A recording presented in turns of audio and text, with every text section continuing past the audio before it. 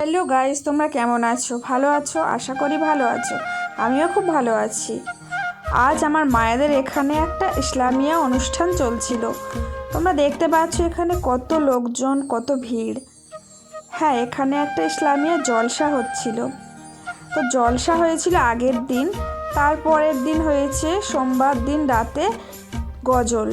তো গজলে এসছিল বিখ্যাত শিল্পী হুজাইফা ও আবু কালাম।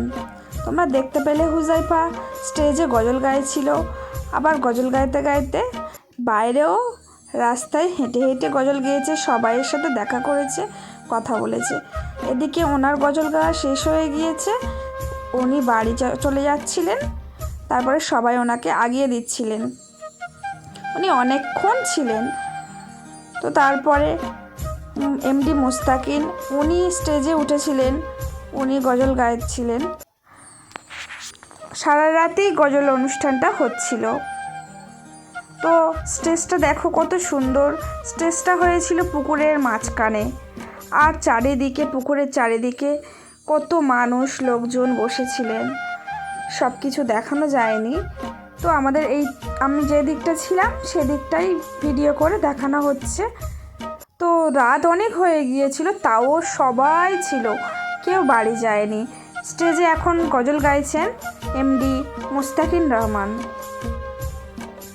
তারপরে এদিকে সব মেয়েরা, সব ছেলেরা সবাই রয়েছে, এখন অনেক রাত হয়ে গিয়েছে। তোমাদের ওখানে কার কার কোথায় এরকম ইসলামিয়া অনুষ্ঠান হয় অবশ্যই কমেন্ট করে জানিও। আর তোমরা দেখতে পাচ্ছ কত ভিড় হয়েছে, আমাদের এখানে এরকমই হয়। আর এখন ঘড়িতে কটা বাজে তোমরা দেখতে পাচ্ছ? 2:13। আমরা ততক্ষণে পর্যন্ত ছিলাম, আরও সারা রাতেই আমরা ছিলাম। সারা রাত হয়েছে অনুষ্ঠানটা, আর এত রাত হয়ে গেছে। এদিকে এমডি মুস্তাকিন স্টেজে গজল গেয়েই যাচ্ছিলেন, আর তারপরে উনি বলছিলেন আমার অনেক লেট হয়ে গেছে, আমি এবার বাড়ি ফিরবো। তো আমাদের পাড়ার ছেলেরা আমরা সবাই ছাড়তে চাইছিলাম না, সবাই একটার পর একটা যে যার মতো গজল আবদার করছিলেন, উনি গেয়ে যাচ্ছিলেন।